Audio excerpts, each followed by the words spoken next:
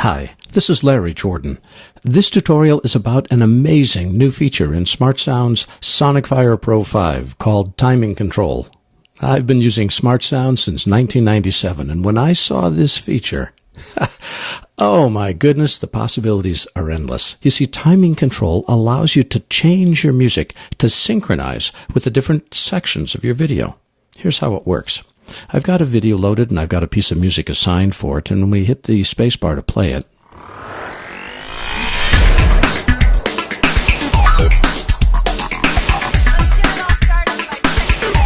well, there's certainly no doubt the music has got energy. But when our talent comes on camera, not only is the music not changing, it's really in mid-theme. And I want to have the music reflect a change because my talent is on the screen. One way we could do this is to use spotting control and pick a piece of music where the beat structure aligns with our video. Timing control, though, is much more powerful. Here's how it works. Select the music, go over to the Properties window, and turn on Timing Control. The secret to the success of SmartSound is that all music is divided into blocks, and you can see them down here in the bin window. They take a look at all the different elements that make up the music, and then they shuffle these blocks around to make the music run whatever time is necessary to meet your needs. Well, these blocks are indicated by these segment markers right up here. Just to show you how this works, let's drop in a marker here. Now, markers are not necessary for timing control, but I'm going to put markers in because it makes it easy for us to see where we want these different segments of the video to be. We'll just put a marker at the beginning of our talent talking. We'll put a marker at the beginning of the action sequence. We'll put a marker where the logo starts to appear. And now I've got 1, 2, 3, 4 segments to my video. To change the music itself, you simply grab this timing dot, this segment keyframe, and drag it until it gets to where you want it to go. In this case, again, the marker's just for our reference, but it makes it easy to see where to drag. Hit the spacebar and listen to the difference.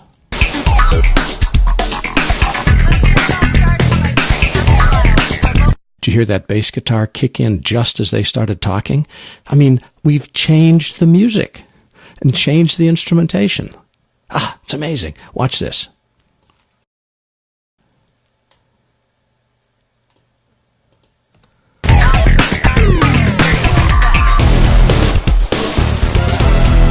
Here, let's try one more. Grab our ending and drag it up so it hits just as our logo hits and see what happens. Surf's up on the water tunnel. Now that alone is worthy of applause, but there's a few small tips I can give you that'll make your life a lot easier. Depending upon the music, and it's not the same for every clip, sometimes you can click in here between markers to create a new marker so that, say, you needed to add a theme, you can do that. Or to keep a segment keyframe from moving, you select it and click Protect, and the name of the keyframe will show up here. This means that regardless of what you do elsewhere in your audio, this marker and that cue that it represents is not going to shift position. Couple tips to using timing control. Timing control works best when you start at the beginning of your music and work to the end. In other words, always move from left to right. Also, when you're adjusting the length of the music, it works better if you grab the keyframe and drag it left to make it move to the left, as opposed to grab the keyframe and drag it to the right. That's just due to the nature of how the music is constructed. Moving left is better than moving right. So you start at the beginning and go to the end, and grab your markers and try to drag your markers to the left. Also, you see these vertical lines. These represent the measures of the music, the main beats. Aligning your keyframes works the best when you can make sure that they're properly aligned with these beats. Dragging in between the beats, and it'll be witnessed. For instance, here we've got a small problem.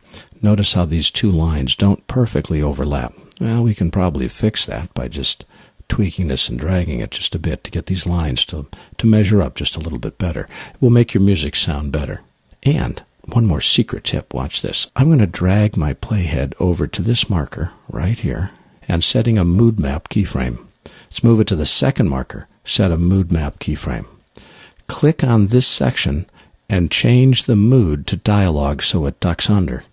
With this section selected, let's change our transition time to 0 so it cuts and we also cut to our talent. And now let's take a listen to the difference when we take advantage of timing control and mood mapping.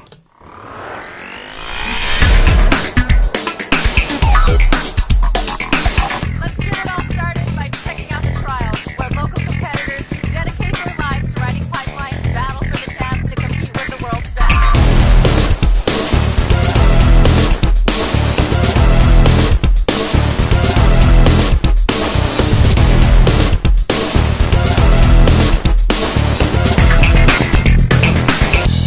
Surf's Up on the Water Channel. Is that amazing or what? The power of timing control.